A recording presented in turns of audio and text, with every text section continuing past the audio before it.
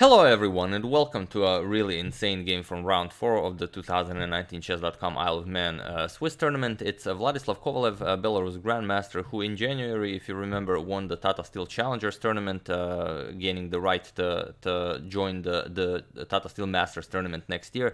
So that's gonna be very exciting. And well, he's just overall a very strong Grandmaster. I think rated around 2661, so still 200 rating points lower rated than Magnus. But like we say, I mean, who isn't? That being said, let's check out this game. I'll just have to show it to you to tell you what I mean. E4 by Kovalev, and Carlsen of course goes for his Sicilian c5 with knight to f3, d6, and now bishop to b5 check, the canal attack. Bishop to d7 by Magnus, blocking check, and now bishop captures on d7 with queen captures on d7, and now c4. So gaining a firm grip on the d5 square. Black will not be pushing d5 anytime soon. Well, you left something behind, the d3 square, so Carlsen makes an outpost on d4 for himself, which is pretty usual stuff if you don't go for the open Sicilian. Knight to c3 by Kovalev, knight to c6 by Carlsen, and now d3. With bishop to e7 by Carlsen, a3, and now bishop to d8. This is a maneuver Carlsen already used in a game in 2000 and I believe in 2017 in the Grand Chess Tour's Blitz tournament in Paris, where he faced Etienne Bacrot. And Carlsen was able to win that game, but this game takes a different turn. Here, Kovalev castles. This is the same as Carlsen already played against Bacrot, with knight g to e7, now that the e7 square has been freed for the knight, and now b4. And in that game that we mentioned, c captures on b4 was played. Like I said, Carlsen was able to win that game, but it was a blitz game. But here, Carlsen just castles kingside. I will say that this is now a new move. As of move 10, we have a completely new game, even though there are a few more moves that I have found in my new database, but they were played between very weak players, so we will call this a new move. Unless I find like a really good reason when I use the bigger database to mention it, I will not be mentioning it, just giving you a heads up. So b captures on c5 by Kovalev, with d captures on c5 by Carlsen, and knight to d5, grabbing the d5 outpost for his knight, and knight to g6 by Carlsen. With bishop to e3 developing, attacking the c5 pawn, and now b6, just defending that pawn, and knight to d2 by Kovalev, and now Carlsen takes this opportunity to play f5. As he did prepare it, with e captures on f5, queen captures on f5, and now comes knight to e4. The knight is now nicely remaneuvered. So here white has excellent outpost for both of his knights. With knight to f4 by Carlsen, offering the trade here, bishop for a knight or a knight for a knight, but then Kovalev loses this excellent outpost on d5, but he finds a different idea, a better idea. He just plays g3 and says, okay, you can just move your knight back. So Carlsen first, before removing the knight, plays queen to g6, just pinning this pawn here. And we have king to h1. Now asking, do you want to move the knight? Do you want to capture on d5? What do you want to do? So here, you could move the knight to h5, although it's unclear what you're going to do here. You could go knight h5 to f6 and then try and trade from there. But if you want to trade, you might as well trade right away. So knight captures on d5 with c captures on d5. And now's a good question. What do you do with the knight here? So do you go with the knight back, or do you play something else? Well, this is one of those cases where a move with the knight back is not the strongest move here. Here, strongest is knight to a5, because it doesn't allow white to advance his d pawn with tempo. But Carlsen goes for knight to e7 here, and he allows d6. It seems like it's overreaching that you will not be able to defend this pawn, but it actually works. So Kovalev pushes d6, attack Carlsen's knight. We have knight to f5 now with a double attack here, and this is now what Kovalev plays. He plays queen to b3 with check. Now Carlsen could block with queen to f7. We would maybe see a queen trade here, but Carlsen decides to keep everything on the board. He plays king to h8. And now queen to d5. So this is how Kovalev will protect his passed d6 pawn. And now if Carlsen can get rid of this pawn, then that's a very dangerous passed pawn. We have bishop to f6 by Carlsen, making room for the rook to join the defense with rook to d8, and now rook 8 to e1. Kovalev brings the other rook into the game. We have rook 8 to d8, and here we have f4 by Kovalev. This is the strongest move in the position, and it's really hard to decide for Magnus what to do. Of course, you cannot allow f captures on e5, then this is just a winning position for white. So what to do play here? It's very interesting, and I will mention this for a specific reason. The Norwegian supercomputer Sesse assessed this position as completely winning for white. But you still have to play the absolute best move. So let's see how the game continued. But even though the position is much better for Kovalev, the time on the clock is Magnus an hour and 20 minutes and Kovalev 18 minutes. So it's not like Kovalev was so extremely prepared. He really calculated everything out. So he really spent the time and worked out every possible variation. So he played f4, and after 18 minutes of thinking, no, sorry, after 22 minutes of thinking about the position, it's either do you want to capture first, or do you want to play something else first and then capture, because you have to capture this. Carlsen decides for knight captures on e3. We have rook captures on e3. And now, as you cannot allow this, e captures on f4. We have rook captures on f4 by Kovalev, now putting a lot of pressure on this bishop here. And if you trade everything and you're left with this d6 pawn, then that's a very good position for Kovalev. With h6 by Carlsen, and now I will mention this once again. Norwegian supercomputer Sesse assessed this position as like plus 16 for white, completely winning. And here Kovalev has to make a move. So what would you play here? It's just a question. Feel free to pause the video and decide on what path you would choose. For those of you who were able to do it, congratulations on playing perfect moves. And for those of you who just want to enjoy the show, Kovalev played the d7 here, and it's a great move. But Sesse suggested a knight captures on f6, that it's better to trade everything and then go for d7. For example, knight captures, rook captures, now you push d7. It's just a very strong pawn, and black's pieces are very much tied down. For example, you can't really go anywhere with the queen. Allow rook captures on f6 to mess up your pawn structure. The queen constantly has to keep an eye on the e8 square, otherwise you're going to get rook to e8.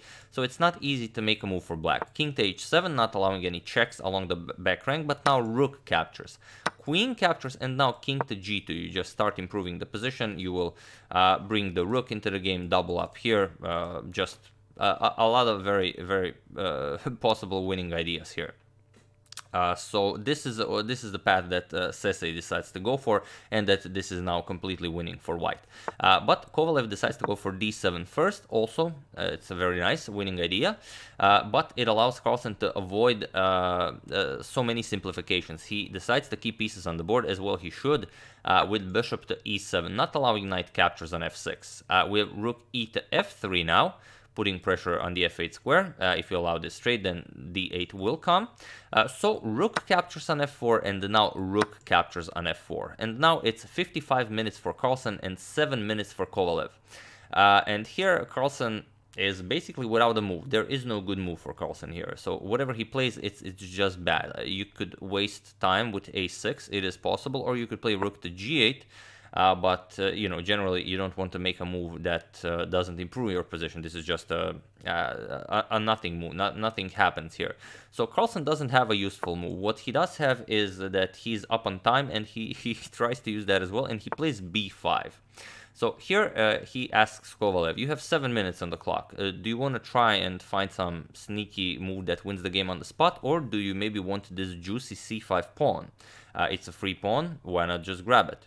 And Kovalev really thought a lot about what to do here, and in the end he decided to capture on c5. And he had like 2.5 minutes on the clock when he played knight captures on c5. Instead, a much more sturdy idea was rook to f5, with just preparing rook to e5, putting pressure along the e file, and also, for example, if something like c4 is played, then you can just go rook to e5, and if rook to g8, just wasting a move, then you play king to g2. And again, black has no moves. You have to waste a move, bishop to d8. Only now you capture on c5. And now when this knight comes to e6, then that is just a real monster knight, and it's just game over. But with so little time on the clock, Kovalev after b5 grabbed the juicy pawn. And we have bishop captures on c5 now by Carlsen. Queen captures on c5, and now Carlsen has to decide whether it's okay or not to capture the d3 pawn. Problem is, if you capture it, you get queen to f8 with check. Checking the king, attacking the rook, and after captures, and the king moves, king h7, you will bring a queen into the game, and now you will have to calculate it after queen to e4 check, king g1, queen e1 check, king goes here, queen e2 check, you will block with the rook, and very quickly black will run out of checks, and you will be able to win this game as you are up a whole rook. So Carlsen first decides to go for king to h7, he hides his king, and now Kovalev has to decide what to do here. Kovalev plays queen to d5. It's the strongest move in the position, just a nice centralizing move, keeping an eye on this pawn, keeping an eye on this pawn. He doesn't want to overgrab pawns with queen captures on b5. If you go for queen captures on b5, you still have to play 8 more moves to reach time control, and you don't want to let Carlsen off the hook. Here, Carlsen would play queen to e6, not allowing the queen to retreat to d5, also threaten just rook captures here, and now you have to calculate if rook captures on d7, then the winning chances are just gone. For example, if you defend it, then queen e1 check will lead to a draw. King g2, queen e2 check. If you try to run, king h3, queen f1 check, king g4 check, queen e2 check, and so on, you will definitely have a perpetual.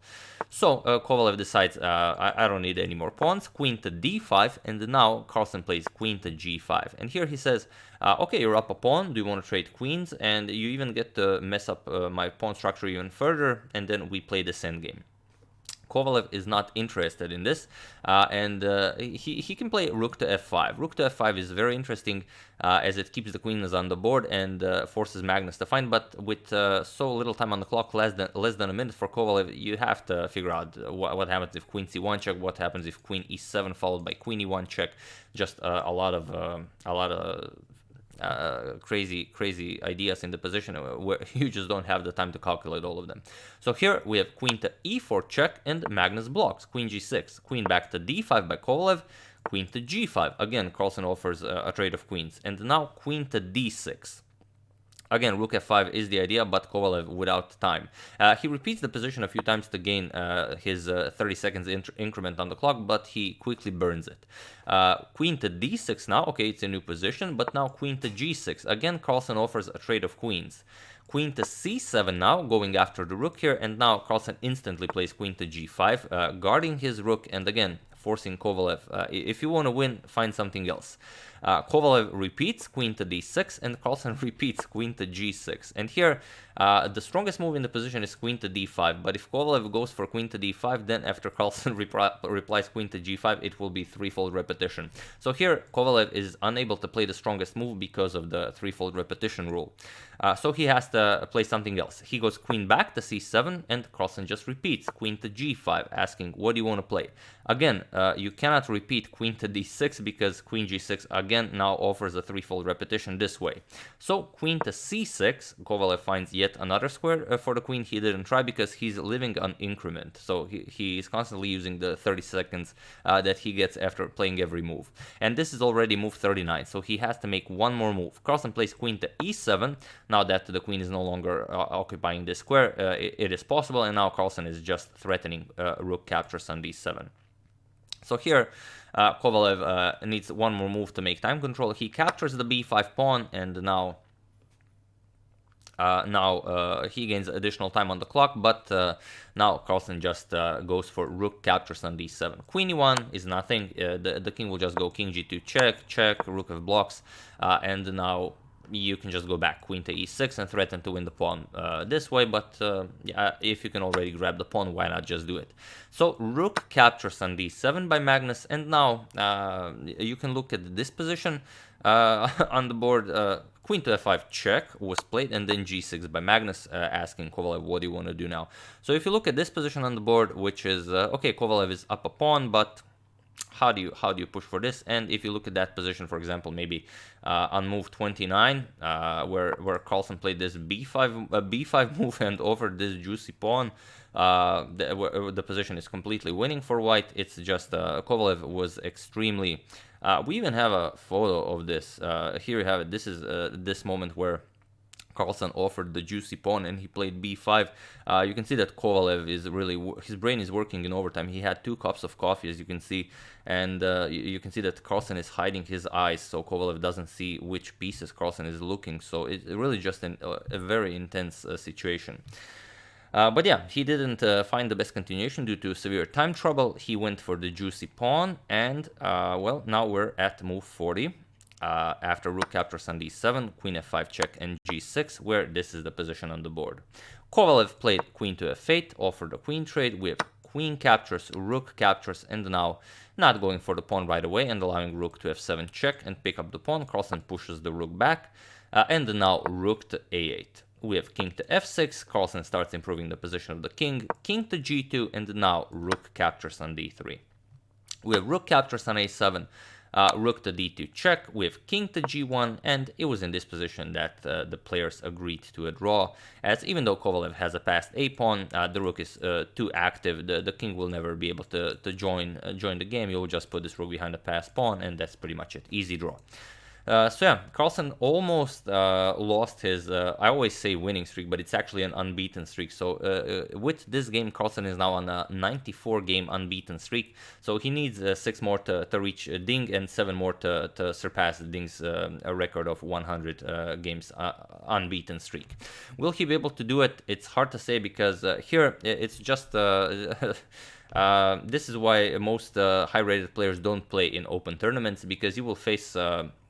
weaker opponents, and when I say weaker, I mean extremely strong players like Vladislav Kovalev, who is 26-61, but still he's over 200 rating points lower rated than Carlsen. So if Carlsen loses a game against such a player, he will lose so much rating that he's just going to be hitting himself. And if he has 3 bad games, it's just a disaster. He could drop like from 28-80 something to 28-40 or something like that. Which would be a shame. That's why pretty much top-rated players do not play in Swiss tournaments. But here we have such a case that he doesn't mind, and he just came here to have fun and well, offer some juicy pawns to his opponents. So and it's just insane. I'm sure Kovalev is really sad and he's really beating himself for letting Magnus off the hook. But this is just what I wanted to say. It doesn't matter what Stockfish says. Doesn't matter what Sesse says. You are playing, and you never expect your opponent. It doesn't matter what the position is. If the assessment is maybe minus 20, minus 30, your opponent is not a neural network, a supercomputer, or a really strong engine. He will make human moves. He will make mistakes, and it always helps if you're the world champion and people get really nervous, like here. But yeah, an insane game. Everyone thought that Magnus was going down here, but in the end, he survived, and he continues his... Well, this is his 3rd drawn game in this tournament, so drawing streak, but also his unbeaten streak.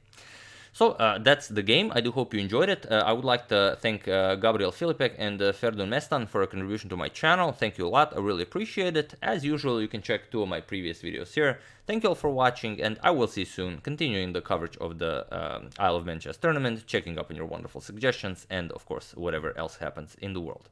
So thank you all. I will see you soon, and have an excellent rest of your day.